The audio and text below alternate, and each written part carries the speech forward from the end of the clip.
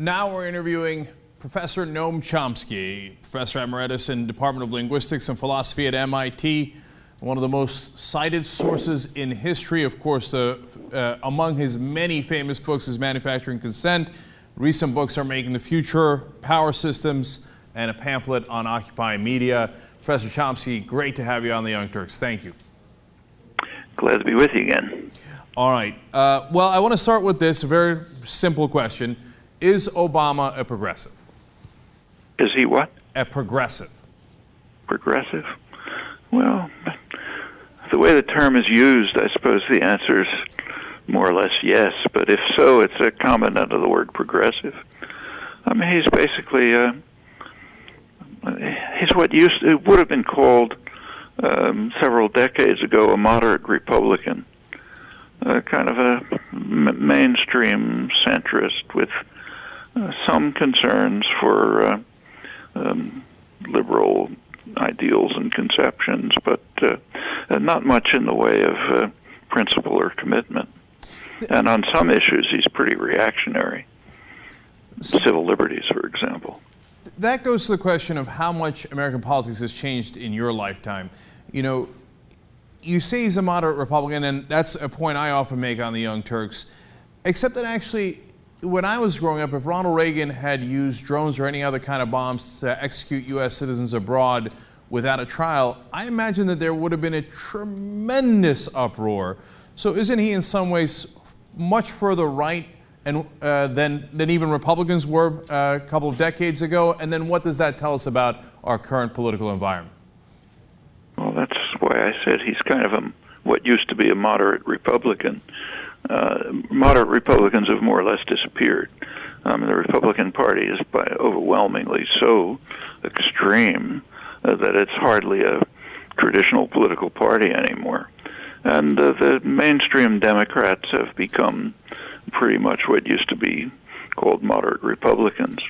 There's a couple of exceptions around the fringe, you know, people like Dennis Kucinich and a couple of others, but it was not there anymore. But basically, we have two parties, one a moderate Republican Party and the other some phenomenon that's so extreme you can hardly call it a political party.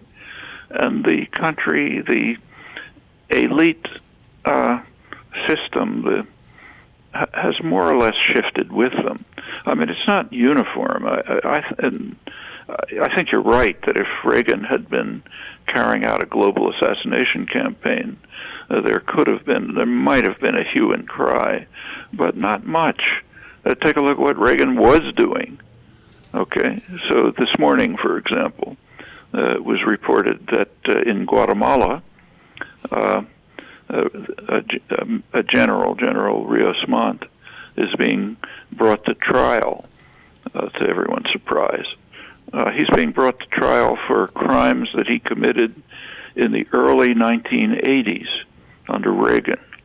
The Guatemalan army under his command was committing a virtual genocide in the Guatemalan highlands among the Mayans. Meanwhile, Reagan was praising him as a good man, a man totally dedicated to democracy. He's getting a bum rap from the human rights organizations who accuse him of various things, but basically a good person. We got to keep supporting him. Go back and try to find out how much protest there was. There was some. There was a solidarity movement, which was significant and important and courageous. In fact, in many ways, it opened new paths in opposition to state violence. It's actually the first time in the 1980s, or the first time in the history of the imperial societies, Western imperial societies, that people from the imperial aggressors, the imperial society, and people from right in the mainstream, you know, rural Kansas and places like that, were going to live with the victims of the attacks in order to try to help them and even to try to protect them with just a white face. That's never happened before. Well, that was really important, and it was plenty of people. But by and large, a protest over the atrocities that, and Guatemala was only one example, were pretty slight. I mean, for example, how many, just do a small census in your, study in your own group of friends or in wherever you are now, and ask them, can you name the Latin American intellectuals, Jesuit priests, who were assassinated in 1989 in El Salvador? And how were they assassinated? Just ask people. I mean, if that had happened in Czechoslovakia, we'd probably had a nuclear war. But it happened in El Salvador. Was done by U.S. trained forces under the specific orders of the High Command, close touch with the American Embassy. 6 leading Latin American intellectuals, Jesuit priests, had their brains blown out at the university, which was attacked by the army. Well, does anybody know? Try it and see. That gives you a sense of how much protest there was. It was real, but limited. Professor Chomsky, that goes to the role of the media in this country, because it was not talked about very much back then. And today, President Obama's signature strikes, the double taps, the execution of U.S. citizens without a trial is also not talked about very much. So that leads to 2 fundamental questions. Why does the media not talk about it much? And what is the system that gets them to all somehow agree, without presumably going into a smoke-filled room, that there shall be this, as you call it, in some ways, a manufactured consent? Well, first of all, notice that the media do report it. So, for example, the drone killing, which attacked Awlaki in Yemen, an American citizen, which killed him, and also killed another American citizen who happened to be in the car with him, and a couple of weeks later killed his son, also an American citizen. That was reported. In fact, look back at the report. So the New York Times had a report, and the headline was something like, West celebrates death of radical Muslim cleric. Okay? Mm-hmm. So we celebrate the death of this radical cleric by a targeted assassination, which happens to be a crime, and he happens to be an American citizen, as does the guy sitting next to him. So it's not that it's not reported. And the same with many other cases. They're kind of reported, but they're reported as if they're just and right, and then we turn to the next topic. Now that's not, you can't blame the media for that. They are reflecting, I'm talking about the liberal media, incidentally, not Fox News. That's a different story. Mm-hmm. But it's much more interesting to look at what are called, whether you like the term or not, what are called the liberal media, the ones who are kind of at the outer limits of critical discussion. They're much more interesting. They tell you something about the framework of discussion that's imposed internally, without coercion, by the educated sectors of the population. And those are the beliefs. You can't go beyond these beliefs. Well, okay, it was the same with the drone attacks altogether. There was, you probably saw the long article in the New York Times by Scott Shane and someone else, forget, probably based on leaks from the White House, who are proud of it, about the drone assassination campaign. Long, detailed discussion of how it works. The killers, and yep. Basically, remember that? Yep. Yeah. Well, okay. It was there. It wasn't hidden. In the morning, Obama and his national security advisor, John Brennan, a former priest, get together and read a couple of chapters of Saint Augustine on just war, and then decide who they're going to kill that day. And maybe the criteria for killing them are, if there's a group of men gathered together somewhere, we'll presume that they're terrorists and kill them with a drone attack. And they're guilty unless it's proven later that they were innocent, then we concede that they were innocent. But first we kill them, and then it's their, the task of survivors to prove that they were innocent. That was described.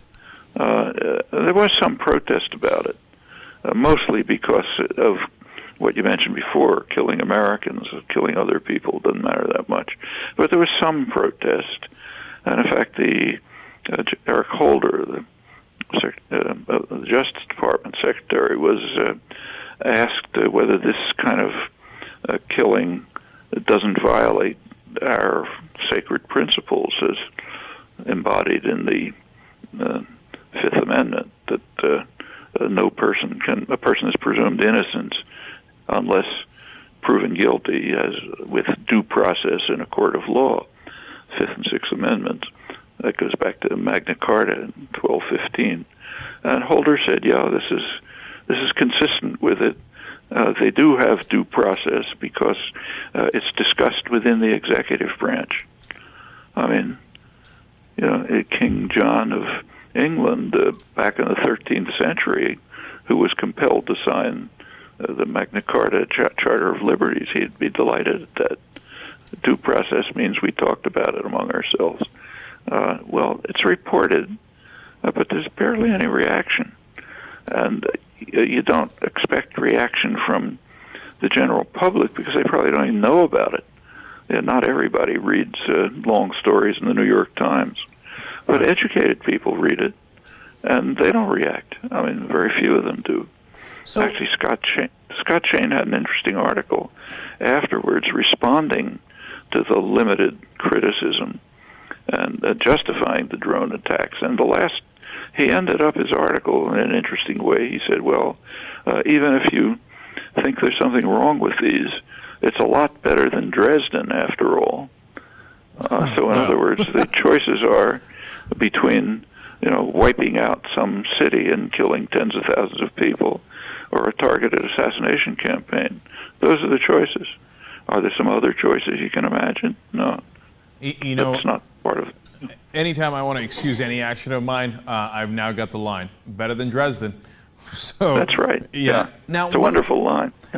Professor Chomsky, what I'm really curious about, though, is how they set the boundaries of what you call acceptable thought. What is the process by which that happens? They seem to all magically agree, but yet there is no, I don't believe there's a smoke-filled room where they all got together and said, okay, now these are the boundaries and this is what you're allowed to say and what you're not allowed to say. How does that happen? Look, I think you went to school, you went to a university. Mm-hmm. This is what you heard all your life from teachers, from fellow students, what you saw in the newspapers. How did they do it? Well, you internalize the doctrines that are convenient. It's very easy to come to believe things that it's convenient to believe. Actually, we all know this from our personal lives. Everybody's done something that they know wasn't really right, but you make up some justification for it. It's much easier to live with yourself if you can find a framework that justifies what you're doing. And people fall into it pretty naturally. Not everyone. So some people kind of object to it. Maybe their kids in school who object to it, and at college they object to it, and in the professions they object to it. They're usually marginalized in some fashion. They're anti-American. They're sympathetic to terrorism. There's a whole series of vilifications that you can use to be. They're pro-communist. They're Marxists. And so they're vilified and marginalized. They're not in the United States. They're not killed. They're not sent to prison. It's a free country. But it's just a lot easier to conform and to obey and to repeat. And I'm sure you've been through it your whole life. Everyone is. Me too. Well, I've had a notable case of it at MSNBC where I apparently was challenging the Democratic Party and the establishment too much, and hence, got moved out in some way. And I think it's those subtle moves. That's exactly right. Right, levers of power. Take the people who were there. I mean, how did they internalize it? that you're supposed to support the Democratic Party. Well, it's just it's easier that way. Mm-hmm. So then let's go back to the political system here, because we talked about earlier here that the system seems to have shifted even more right, so the Democratic Party has now become the moderate Republican Party. What do you think is the main underlying reason for that shift? Why is that shift even further right happening? Well, I don't think it's really. I think it's a reflection of the redesign of the economy since the 1970s.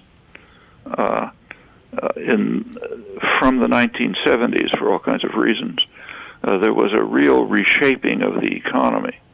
And the design is correct. There were alternative policies. These are the ones that were taken. There were two major elements of it. One was a shift towards financialization. You go back to before the 1980s. Banks, there weren't even many interstate banks. Banking was mostly a local phenomenon.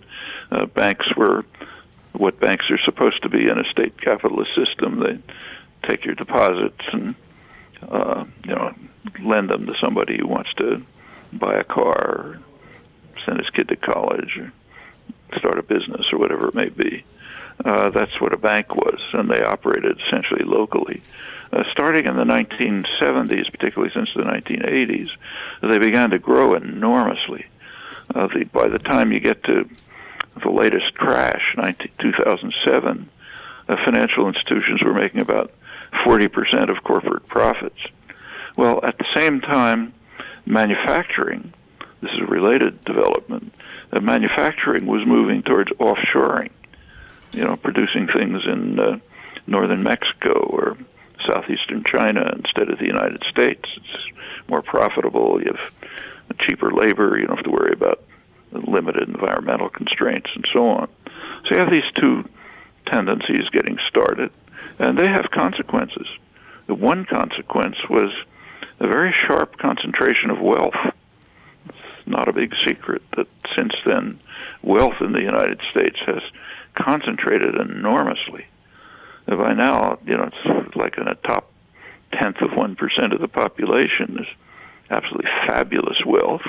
While for the rest of for the majority of the population, it's been a period of stagnation and or sometimes decline. People get by longer working hours. People here work many more hours than in Europe or even Japan. By debt, but benefits are very weak, and they've been weakened even further. That's the in the Occupy imagery, that's the 99% and the 1%, a very sharp concentration of wealth. Along with concentration of wealth leads very quickly to concentration of political power. I mean, by now it's so obvious you can't even debate it, but it's always been true that money was a major factor, if not the major factor, in winning an election. You go back a century, and the great party manager and propagandist Mark Hanna was asked, this is a century ago, what's important in an electoral campaign? And he said there are three things. The first is money, the second is money, and I've forgotten what the third one is. That's a century ago. By now, it's so dramatic that we hardly have to talk about it. The last election was, just for president, was over $2 billion, which is unheard of. Well, as campaigns are increasingly bought, the political figures become more and more, have to climb deeper and deeper into the pockets of those who are funding them. And with all the talk about small contributions, if you look closely, the funders are highly concentrated among the very wealthy and among big institutions. And so, sure, you become beholden to them. And that leads to legislation, which drives the vicious cycle onward. Deregulation, the too big to fail legislation, the bailouts, which began under Reagan, and on and on. Rules of corporate governance were changed to essentially allow CEOs to pick their own the panels that would set their own salaries. That leads to changing business decisions so that you try to aim for the very high profits in the next quarter. Don't worry about what happens next, and you get a big bonus, and so on and so forth. That leads to the one of the effects of this is what you described. Both parties shift right. That's part of that's part of the shredding of the democratic system by the increasing power of extreme wealth. Now it's to the point that you take a look at the political science literature, which has some pretty careful and good studies. One of the things they study is intensively is polls, people's attitudes, and then you can compare that with policies, and the figures are pretty striking. So, for example, good studies that show that about 70% of the population have no influence on policy whatsoever, doesn't matter what they think. That's the lower 70% in wealth and income. As you move up the income-wealth ladder, you get a little bit more influence, and at the very top, which is a tiny group, you basically get what you want. So as the political system gets shredded, wealth gets concentrated, other policies change accordingly, you get a natural drift of the parties to the right.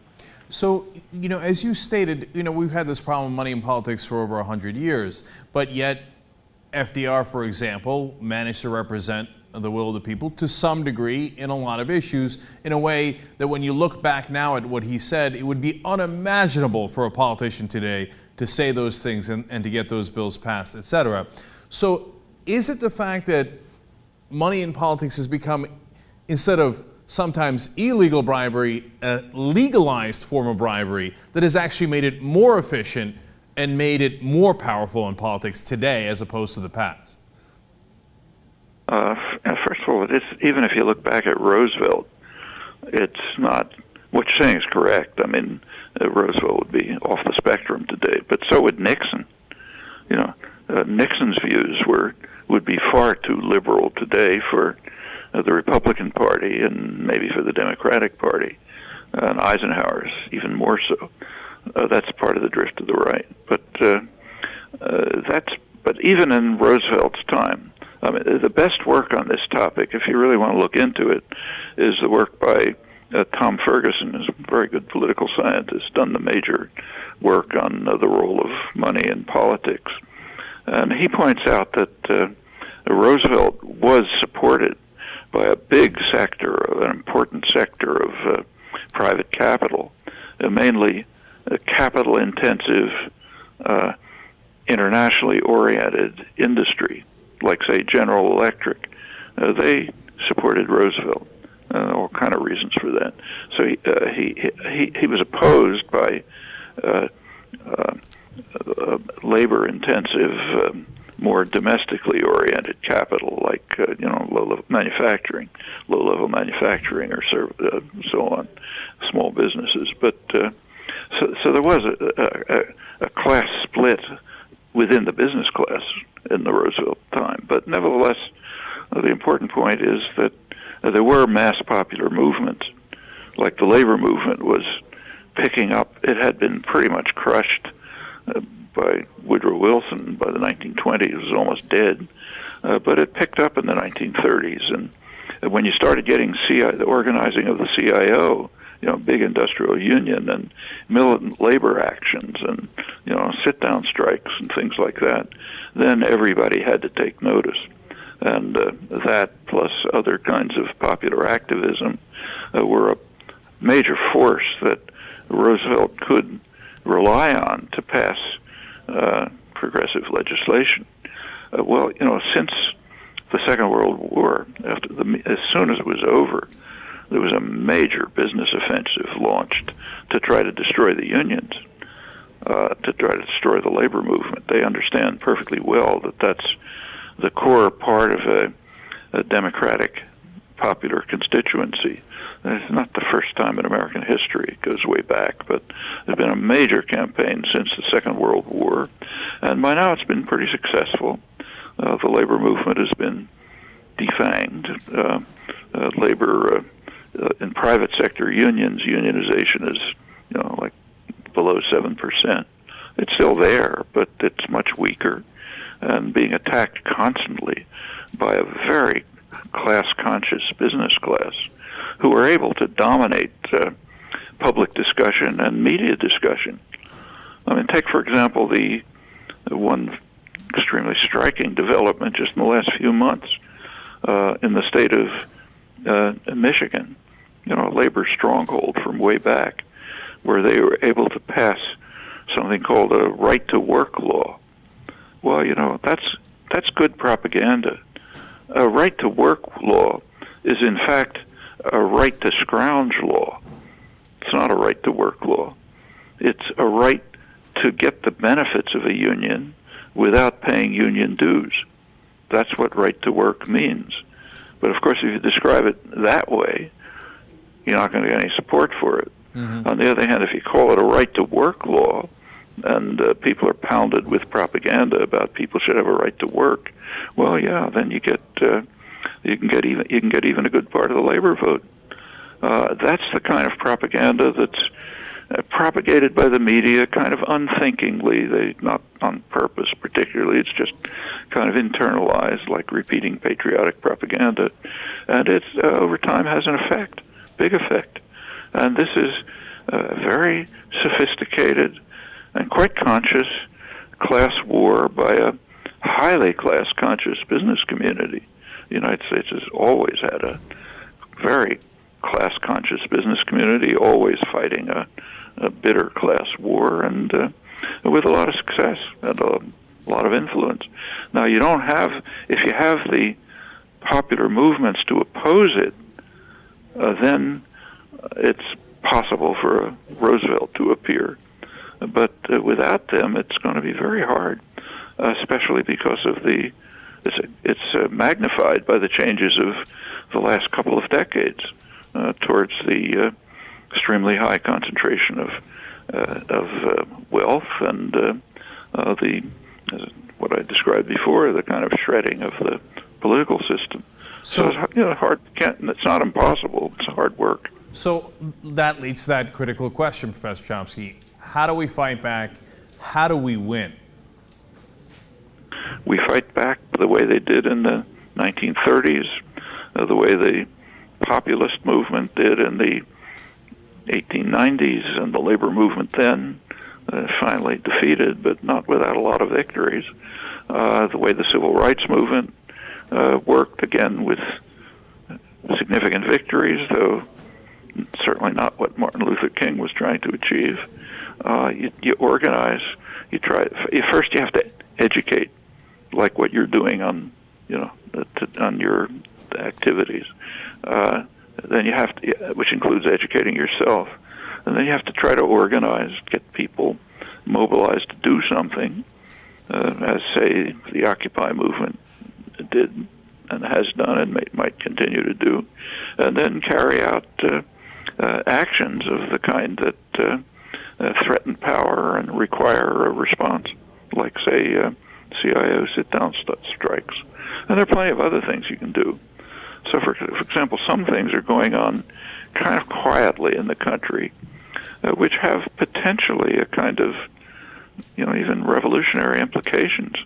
The growth and development of cooperatives and worker-owned enterprises, for example. It's not on a huge scale, but it's on a significant scale and spreading. And those are what could be germs of a new society, a very different society, undermining capitalist social and economic relations. Well, all of those, on all sorts of fronts, there are things that can be done. And sometimes they're successful. I mean, for example, the 1960s activism had quite a civilizing effect on the country. It did evoke tremendous backlash from the 1970s, and we're living in the midst of that backlash. But there are plenty of achievements. Many of them were carried forward. Some are being carried forward right now. Say the advance of gay rights, or much too limited, but at least some concern about the environment. All of those things are developing. They can go further.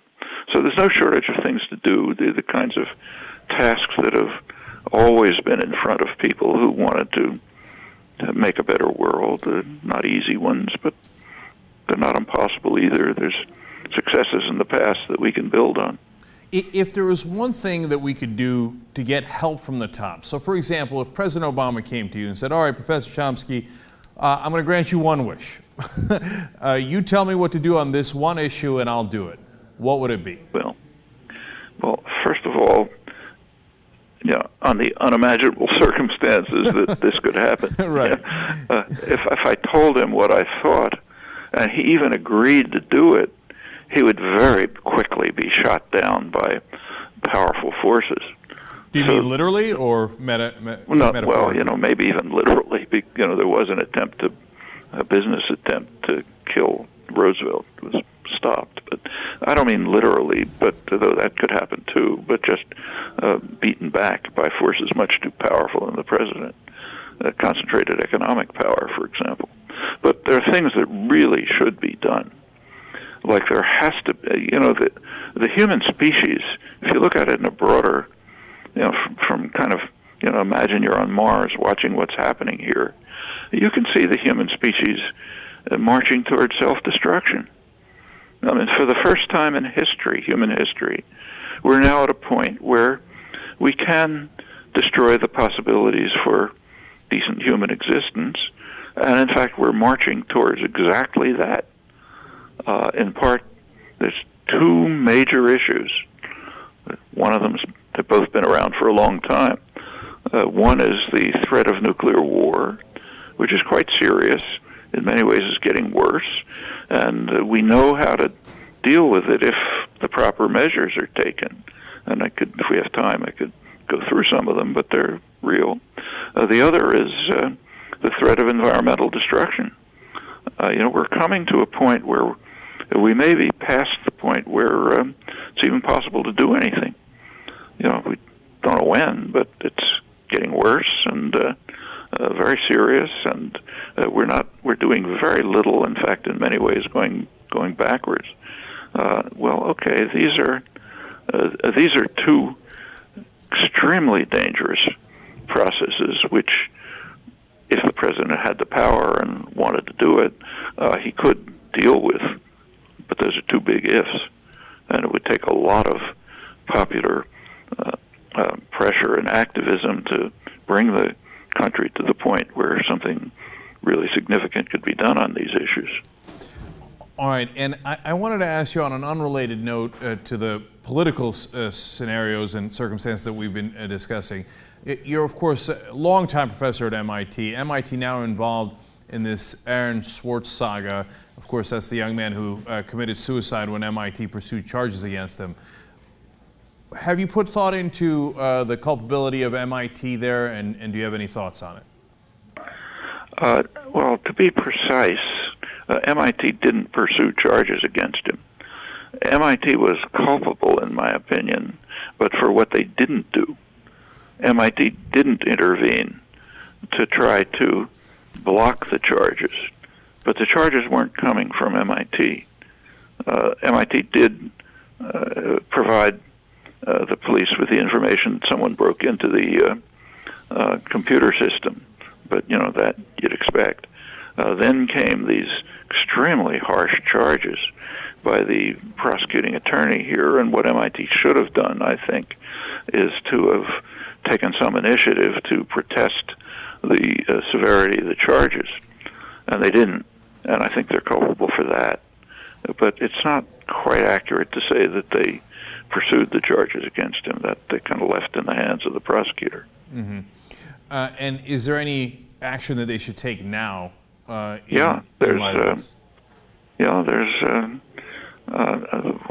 fact, the Institute, it's been there's been pressure on the administration to do something from the faculty, from students, from others. And there's several things underway. There are plans for teach-ins. The president of the Institute has already made statements saying we've got to look into what we did and what we did wrong and think about it and take some steps. There is a faculty inquiry underway led by a good person. So all of these things are in process, and they may lead to some serious thinking of the issues involved, not only in this particular case, but the underlying issues.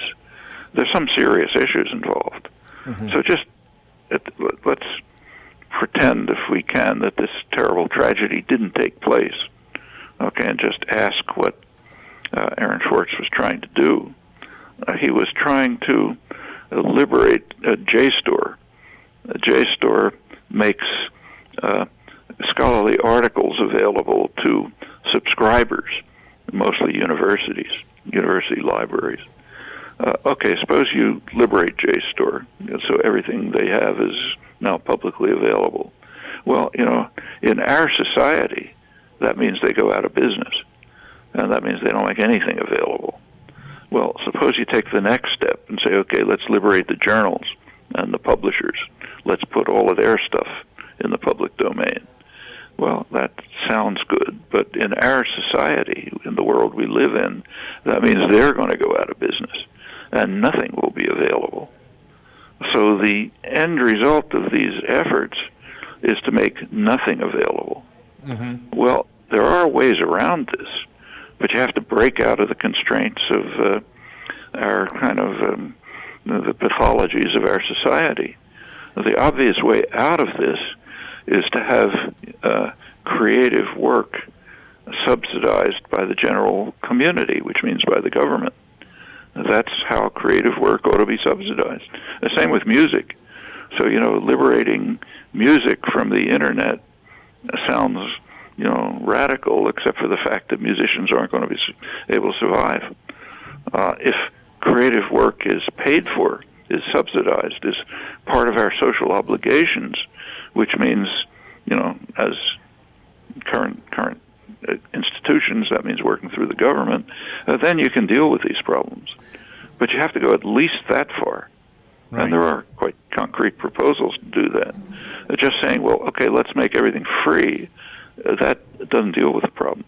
I actually totally agree with you on that. But you know, you mentioned the pathologies of society, of our society there, and I want to ask you one more broad question in that light.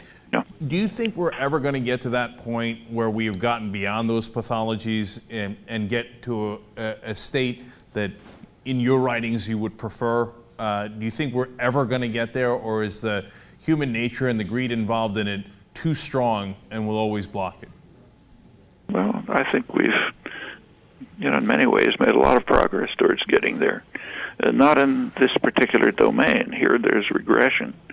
But mutual aid, mutual support, solidarity, concern for others, these are parts of human nature. And very often they've been realized in very successful ways. So like, take, say, the labor movement. One reason why the business world and elite elements in general are so anti-labor is that those are precisely the values that the labor movement sponsored at its best, not at its worst when it was run by, you know, mafia gangsters and so on. But at its best, it was based on conceptions of solidarity and mutual support and even international solidarity. That's why the unions are called internationals. Now, you can talk about all the limitations in trying to achieve those objectives, but that's what lies behind it. And that's what lies behind the successes of the labor movement, which were quite real, like the New Deal legislation. So it's not beyond human nature. It's a part of our capacities in many respects. We've moved forward in these dimensions, in other respects not. Sometimes backwards, but I don't see any reason to think that... if you look at the trajectory over the past couple of centuries, I think it's been basically towards progress, towards expanding the domain of rights and justice. So I mean, take say women's rights. You know, it's half the population. When this country was founded, at the time of the Constitution, women were literally considered to be property. A woman was the property in law. A woman was the property of her father and then of her husband. That's British common law, codified by Blackstone. You know, back at the time of the Constitutional Convention, one of the arguments given against allowing women to vote was that it was unfair to married men, to unmarried men, because a married man would have two votes, his own and his properties, and you couldn't have that. Mm-hmm. And in fact, if you look at American law, that goes up till pretty recently in one form or another. So, for example, it wasn't until the 1970s, and that's under the impact of the activist movements, it wasn't until the 1970s that women had a guaranteed right to serve on federal juries because they weren't considered peers. Okay, this all, by now, you know, things are by no means perfect. There's plenty wrong. But there's been a very substantial progress, slow but significant and growing. And the same has happened in other respects. I mean, concern of the environment, animal rights, gay rights, the global justice issues, which really have just become, part of the mainstream activism, at least in the last decade or so. These are all steps forward, and I don't see any reason why they should stop. So, in the True, there's regression. Yeah. So, in the arc of history, you've been to the mountaintop and see the glory of the coming of the Lord? Well, I think, as Martin Luther King put it, the arc is bending upwards, you know, slowly and not without regression. So we keep it going that way. Professor Chomsky, great Okay. conversation. Thank you so much for joining us on the Young Turks. Really deeply appreciate it. Good to talk to you. Bye.